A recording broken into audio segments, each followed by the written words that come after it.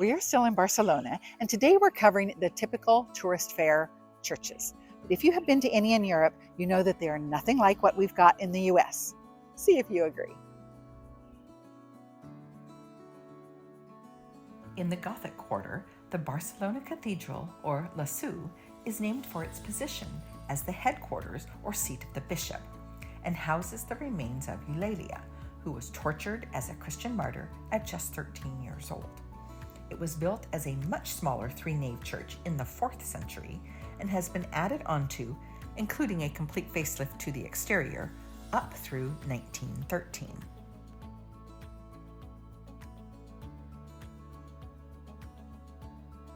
There was a mass going on during my visit, so I couldn't get up close to the altar, but I could still appreciate the beautiful stained glass windows, the 26-meter-high ceiling, the 16th century pipe organ, the iron chandeliers, and the ornate stone carvings and woodwork.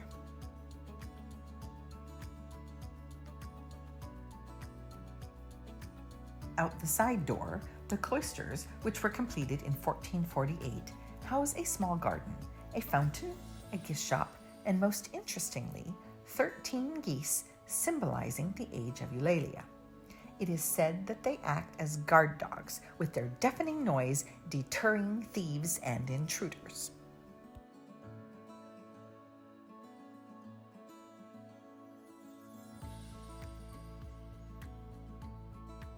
With a single nave almost devoid of ornamentation, the Santa Maria del Pi has seen its share of natural disasters, wars, explosions, fire, and looting over its 700-year history.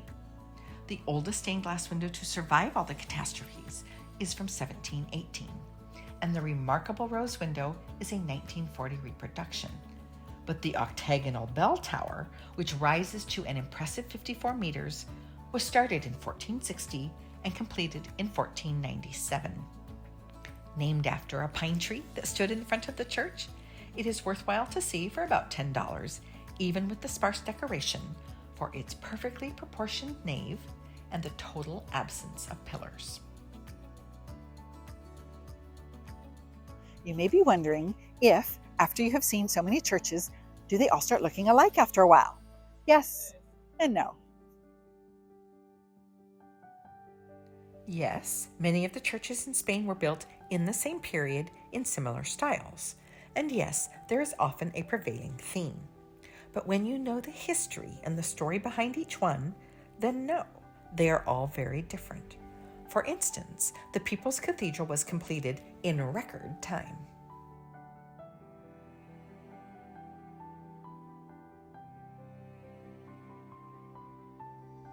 A near-perfect example of pure Catalan Gothic style due to its harmonious proportions, the Basilica of Santa Maria del Mar, not to be confused with Santa Maria del Pi, was built in just 55 years, from 1329 to 1384, an astonishing feat at that time.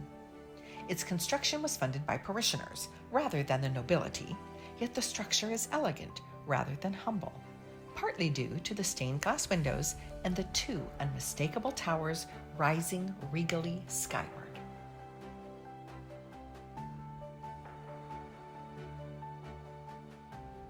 Four of the windows are original, and the rose window, which was destroyed in the Spanish Civil War, is an exact copy of the 14th century version.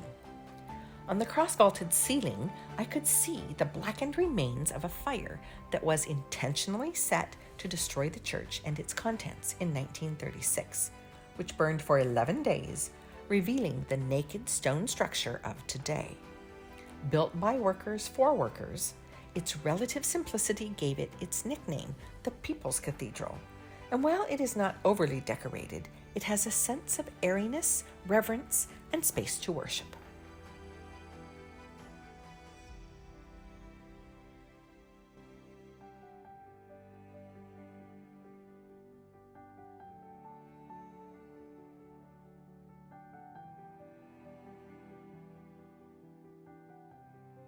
Our final visit is to the most famous, most iconic symbol of Barcelona, designed by, you guessed it, Antoni Gaudí.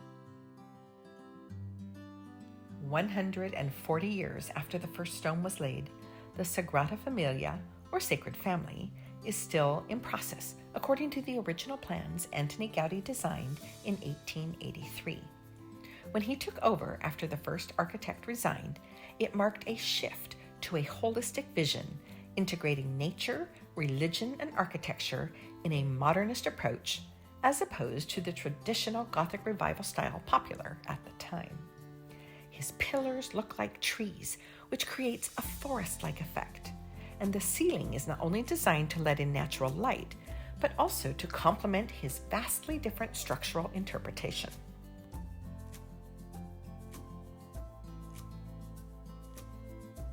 Speaking of light, that was my first impression when I walked in.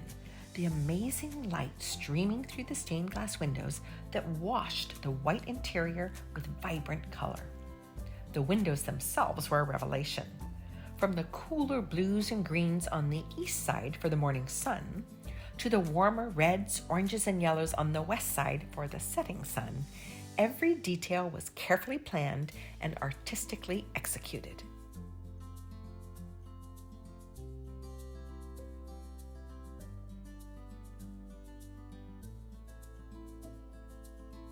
And the style of the windows was fascinating. Abstract shapes in gradating colors, set in traditional arches and rose windows, made it feel like a church, but like nothing I'd observed before. Once I saw the windows, all the souvenirs I'd noticed around town made sense.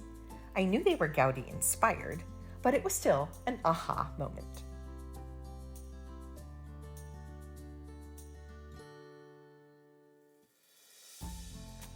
The exterior featured 3 grand facades: the Nativity, which tells the story of Jesus' birth and childhood; the Passion, which was austere and harsh, featuring sad faces relating the tale of the crucifixion and death; and the Glory facade, which was not visible behind scaffolding.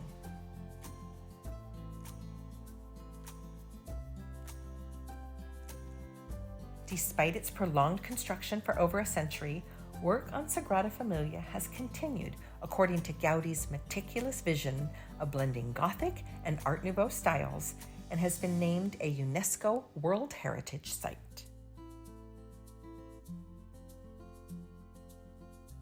Succinctly put by UNESCO, the work of Antoni Gaudí represents an exceptional and outstanding contribution to the development of architecture and building technology in the late 19th and early 20th centuries. I love churches for many reasons. Obviously, the spiritual aspect, but they are standing testaments to history, architecture, art, and the passage of time. Next time on Ms. World Traveler Goes to Barcelona, we'll go where the locals go for fresh food and great bargains. Stay tuned.